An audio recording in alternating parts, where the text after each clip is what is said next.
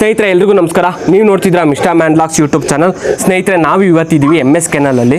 ಇಲ್ಲಿ ಏನಪ್ಪ ವಿಶೇಷತೆ ಅಂತ ಅಂದರೆ ಇವರು MS chicken rice for pets ಅಂತ ಹೊಸದಾಗಿ ಒಂದು ಫುಡ್ನ ಶುರು ಮಾಡಿದ್ದಾರೆ.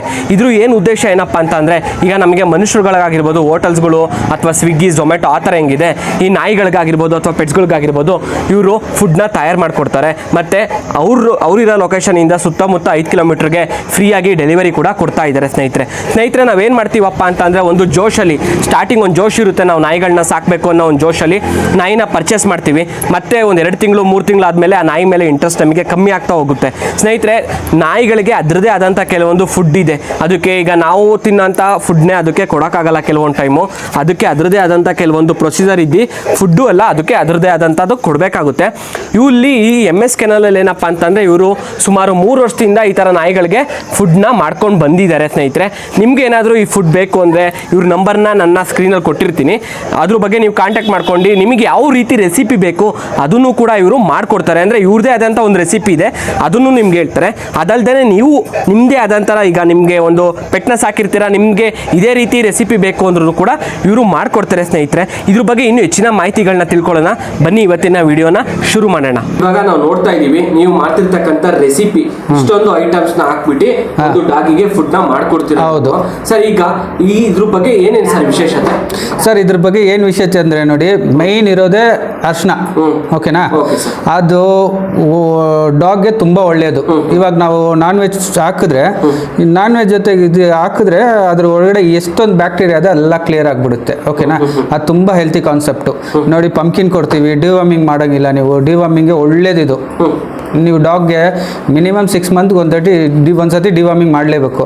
ಇದೆಲ್ಲ ನೀವು ಹಾಕ್ಬಿಟ್ರೆ ನೀವು ಟೆನ್ಷನ್ ಫ್ರೀ ಇರ್ತೀರ. ನೋಡಿ ಬ್ರೋಕೊಲಿ ಇದೆ, ಕ್ಯಾರೆಟ್ ಇದೆ, ಬಟಾಣಿ ಇದೆ, ರೈಸು, ಇದು ಬೋನ್ ರೈಸ್ ಕೇಳ್ತಾರೆ, ಇದು ಬೋನ್ ರೈಸ್ ಅಂತ, ಇದು ಬಾಡಿ ಪೀಸ್ ಬರುತ್ತೆ, ಇದು ಬೋನ್ ರೈಸ್. ಇದರಲ್ಲಿ ಇದು ಒಂದು ರೆಸಿಪಿ. ಆಮೇಲೆ ಬೀನ್ಸ್ ಇರುತ್ತೆ, ಸೆಲೆಮನ್ ಆಯಿಲ್ ಇರುತ್ತೆ, ಇದೆಲ್ಲ ಇರುತ್ತೆ ಸರ್. ಇದೆಲ್ಲ ಸೇರಿಸಿ ಒಂದು ಪ್ಯಾಕೇಜ್ ನಮ್ಮದು.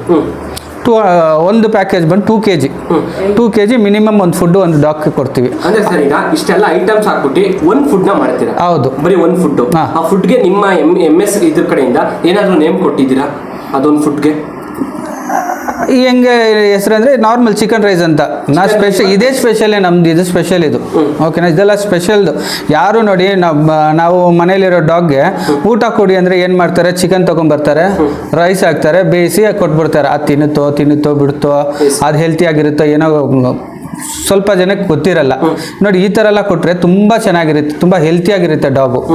ಇದೆಲ್ಲ ಕೊಟ್ಟರೆ ನಾಯಿ ಯಾವಾಗಲೂ ತುಂಬ ಹೆಲ್ತಿ, ಖುಷಿಯಾಗಿರುತ್ತೆ, ಆರೋಗ್ಯವಾಗಿರುತ್ತೆ. ಆ ಥರ ಇದು ಒಂದು ಆ ಥರ ಹೆಲ್ತಿ ಕಾನ್ಸೆಪ್ಟ್ ಇದು. ಬೇರೆ ಥರ ರೆಸಿಪಿನ ತೋರಿಸ್ತಾ ಇದ್ರೆ, ಓಕೆ, ಅಂದರೆ ಹಿಂದೆ ಏನು ರೆಸಿಪಿ ತೋರಿಸಿದ್ರಿ ಅದ್ರ ಥರನೇ ತರಕಾರಿಗಳಿದೆ, ಸೇಮ್ ತರಕಾರಿ, ಅದೇ ತರಕಾರಿ ಮಿಕ್ಸ್ ಆಗುತ್ತೆ. ಬಟ್ ಇದು ಲಿವರ್ ರೈಸ್. ಇದು ಒಂದೊಂದು ಡಾಗ್ ಬಂದು ಏನಂದರೆ ಒಬ್ಬೊಬ್ರಿಗೆ ಏನಾಗುತ್ತೆ ಅಂದರೆ ನಮ್ಮ ಮೂಳೆ ಬೇಡ, ಬರೀ ನಮಗೆ ಸಾಫ್ಟ್ ಆಗಿರೋ ಇದು ಬೇಕಂದ್ರೆ ನಾವು ಲಿವರ್ ರೈಸ್ ಕೊಡ್ತೀವಿ. ಲಿವರ್ ರೈಸ್ ಹೆಂಗಂದ್ರೆ ಅದು ತುಂಬಾ ಚೆನ್ನಾಗಿರುತ್ತೆ, ಡಾಗ್ ತುಂಬಾ ಇಷ್ಟ ಆಗುತ್ತೆ. ಹಿಂದೆ ಹೇಳಿದ್ರಲ್ಲ, ಆ ರೈಸ್ಗೂ ಈ ರೈಸ್ಗೂ ಏನು ವ್ಯತ್ಯಾಸ ಸರ್? ಅದರಲ್ಲಿ ಏನೇನು ಮಿಕ್ಸ್ ಮಾಡಿರ್ತೀನೋ ಸೇಮ್ ಇದರಲ್ಲೂ ಅದೇ ಮಿಕ್ಸ್ ಮಾಡಿರ್ತೀನಿ. ಬಟ್ ಫುಡ್ ಇದು ಲಿವರ್ ಮಾತ್ರ ಇದರಲ್ಲಿ ಬೇರೆ ಇರುತ್ತೆ. ನೋಡಿ ಅದು ನಿಮಗೆ ಬೋನ್ ರೈಸ್ ಇರುತ್ತೆ, ಇದು ಬಂದು ಲಿವರ್ ರೈಸ್ ಇರುತ್ತೆ.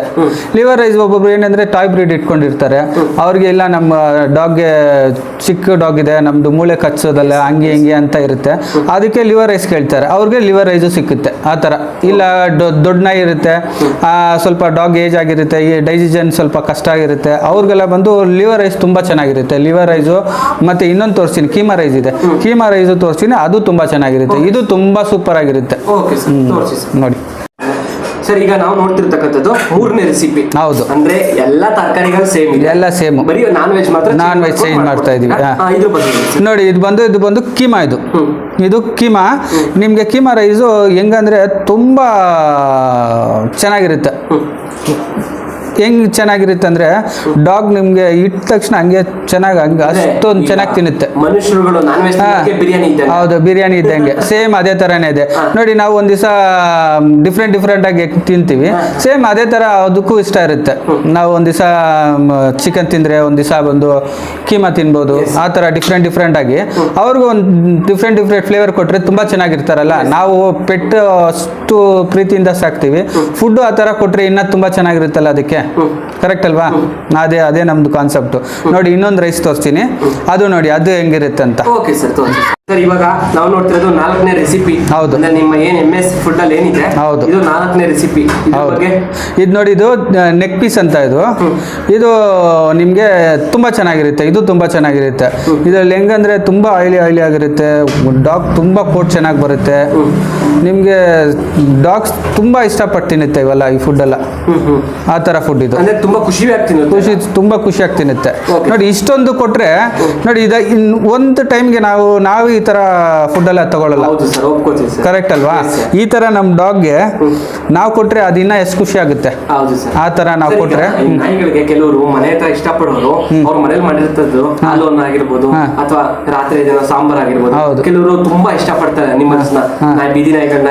ತುಂಬಾ ಜನ ಇಷ್ಟಪಡ್ತಾರೆ. ಅವ್ರು ಅದನ್ನ ಹಾಕ್ತಾರಲ್ಲ, ಅದರಿಂದ ಏನಾದ್ರು ಎಫೆಕ್ಟ್ ಆಗುತ್ತಾ? ಹೌದು, ಯಾಕಂದ್ರೆ ನಾವು ಉಪ್ಪು ಖಾರ ನಾಯಿಗೆ ಹಾಕ್ಬಿಟ್ರೆ ಅದಕ್ಕೆ ರ್ಯಾಷಸ್ ಸ್ಟಾರ್ಟ್ ಆಗುತ್ತೆ. ಪಾಪ ಬೀದಿನಲ್ಲಿರೋ ನಾಯಿಗಳಿಗೆ ಏನಾಗುತ್ತೆ ಅಂದ್ರೆ ರ್ಯಾಷಸ್ ಸ್ಟಾರ್ಟ್ ಆಗ್ಬಿಡುತ್ತೆ. ರ್ಯಾಷಸ್ ಸ್ಟಾರ್ಟ್ ಆಗಿದ್ರೆ ಒಂದಕ್ಕಿಂತ ಒಂದು ನಾಯಿಗೆ ಹಂಗೆ ಕಂಟಿನ್ಯೂ ಆಗುತ್ತೆ. ಆ ಥರ ನೀವು ಹಾಕೋದು ಒಳ್ಳೇದೇ, ಬಟ್ ಇಲ್ಲ ಅಂತ ಹೇಳಿಲ್ಲ. ಅದರಲ್ಲಿ ಉಪ್ಪು ಖಾರ ಇಲ್ದಂಗೆ ಹಾಕಿದ್ರೆ ತುಂಬ ಚೆನ್ನಾಗಿರುತ್ತೆ. ನೋಡಿ ಆ ಥರ ನಮ್ಮ ಹತ್ರ ಸ್ಟ್ರೀಟ್ ಲವರ್ಸ್ ಡಾಗ್ಸ್ ಇದ್ದಾರಲ್ಲ, ಅವರೆಲ್ಲ ನಮ್ಮ ಹತ್ರ ನಾವು ಸುಮಾರು ಫುಡ್ ತಗೋತಾರೆ.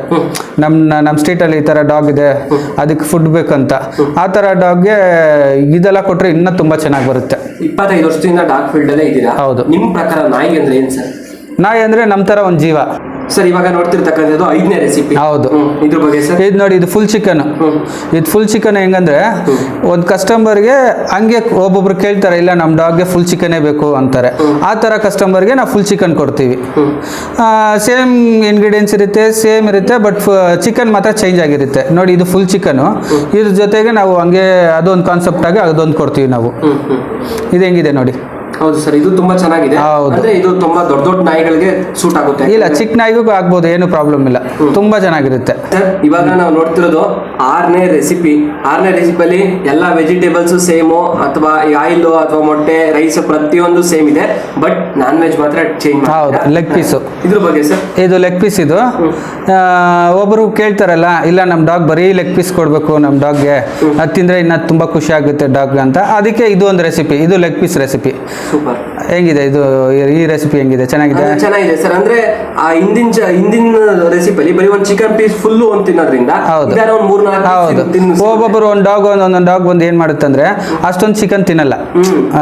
ಫುಲ್ ಚಿಕನ್ ತಿನ್ನಕ್ಕೆ ಒಬ್ಬೊಬ್ಬರಿಗೆ ದೊಡ್ಡ ನಾಯಿ ಇದ್ರೆ ತಿನ್ಬಿಡುತ್ತೆ. ಇದು ರೆಗ್ಯುಲರ್ ಡಾಗ್ ಯಾವ್ದು ಕೊಟ್ರು ತಿನ್ನುತ್ತೆ. ಆ ತರ ಬ್ರೀಡ್. ಯಾವ ಬ್ರೀಡ್ ನೋಡಿ, ಲ್ಯಾಬ್, ಜರ್ಮನ್ ಶೆಫರ್ಡ್. ಇದರಿಂದ ಇನ್ನೊಂದು ಉಪಯೋಗ ಏನಪ್ಪಾ ಅಂತಂದ್ರೆ, ಈಗ 3 ನಾಯಿ ಸಾಕಿರೋರು ಒಂದ್ ರೈಸ್ ನ ತರಿಸ್ಕೊಂಡು ರೈಸ್ ನ 3 ಪೋಚ್ಬಿಟ್ಟು 3 ಪೀಸ್ ಬಂದಿದ್ರೆ 3 ಒಂದೊಂದು ಪೀಸ್ ಹಂಗ ಕೊಡ್ಬೋದು. ಈಸಿ ಇರುತ್ತೆ ಅವ್ರಿಗೆ. ಇಲ್ಲ ನಮ್ಗೆ ಒಂದೇ ಡಾಗ್ ಬೇಕಂದ್ರೆ ಕೊಡ್ಬೋದು, ಏನು ಪ್ರಾಬ್ಲಮ್ ಇಲ್ಲ, ಅವ್ರ ಇಷ್ಟ. ನೆಕ್ಸ್ಟ್ ರೆಸಿಪಿಗೆ ಹೋಗೋಣ ಸರ್. ಹೋಗೋಣ ಸರ್. ಇವಾಗ ನಾವು ನೋಡ್ತಿದೀವಿ ಇಷ್ಟ, ಈ ಪ್ರತಿಯೊಂದು ರೆಸಿಪಿಲು ತುಂಬಾ ಐಟಮ್ಸ್ ಗಳೆಲ್ಲ ಇದ್ದಾವ, ತರಕಾರಿಗಳೆಲ್ಲ ಇದ್ದಾವ, ವೆಜ್ ಎಲ್ಲ ಇತ್ತು. ಇವಾಗ ನಾವು ನೋಡ್ತಿರೋದ್ರಲ್ಲಿ ವೆಜ್ ಇಲ್ಲ, ತರಕಾರಿನೂ ಇಲ್ಲ, ಏನಿಲ್ಲ ಸರ್. ಇದ್ರ ಬಗ್ಗೆ ಸ್ವಲ್ಪ ಹೇಳಿ ಸರ್. ಇದು ಬಂದು ಕಾಲ್ ಸೂಪ್. ಇದು ಓಕೆನಾ? ಈ ರೆಸಿಪಿಯಲ್ಲಿ ಎಲ್ಲಿ ಬರುತ್ತೆ, ಸೆಲೆಮನ್ ಆಯಿಲ್ ಬರುತ್ತೆ, ಅರಿಶಿನ ಬರುತ್ತೆ. ಇದು ಒಂದು ತುಂಬಾ ಸ್ಟ್ರಾಂಗೆಸ್ಟ್ ರೆಸಿಪಿ ಇದು. ಇವಾಗ ನೋಡಿ, ಮನುಷ್ಯರಿಗೆ ಕೈ ಕಾಲು ನೋವು, ಮಂಡಿ ನೋವು, ಅದೆಲ್ಲ ನೋವು ಇರುತ್ತೆ. ಆ ಥರ ಡಾಗ್ಗಳಿಗೆ ಒಂದೊಂದು ಟೈಮ್ ನೋವು ಬರುತ್ತೆ. ಯಾಕಂದ್ರೆ ಯಾವಾಗಲೂ ಓಡಾಡ್ತಾ ಇರುತ್ತೆ ಡಾಗ್ಸು. ಆ ಟೈಮಲ್ಲಿ ನೋವು ಬಂದರೆ ಈ ಸೂಪ್ ಕೊಟ್ಟರೆ ಎಷ್ಟೊಂದು ಬೆನಿಫಿಟ್ ಆಗುತ್ತೆ ಅಂದರೆ ಅಷ್ಟೊಂದು ಚೆನ್ನಾಗಿರುತ್ತೆ ಡಾಗ್ಸ್ಗಳಿಗೆ. ಸೂಪ್ ಕೊಟ್ರೇನೆ ಒಂಥರ, ಮನುಷ್ಯರು ಕುಡಿದ್ರೇನೆ ಒಂಥರ ಸ್ಟ್ರೆಂತ್ ಆಗ್ಬಿಡ್ತಾರೆ. ಆ ಥರದಲ್ಲಿ ನಾವು ಡಾಗ್ ಕೊಟ್ಟರೆ ಇನ್ನ ಎಷ್ಟು ಚೆನ್ನಾಗಿರುತ್ತೆ, ಡಾಗು ಆಕ್ಟಿವ್ ಆಗಿರುತ್ತೆ. ಆ ಥರ ಇದು ಒಂದು ಸೂಪರ್ ರೆಸಿಪಿ. ಇದು ಕಾಲ್ ಸೂಪ್ ರೆಸಿಪಿ ಇದು. Okay sir, thank you sir. Thanks.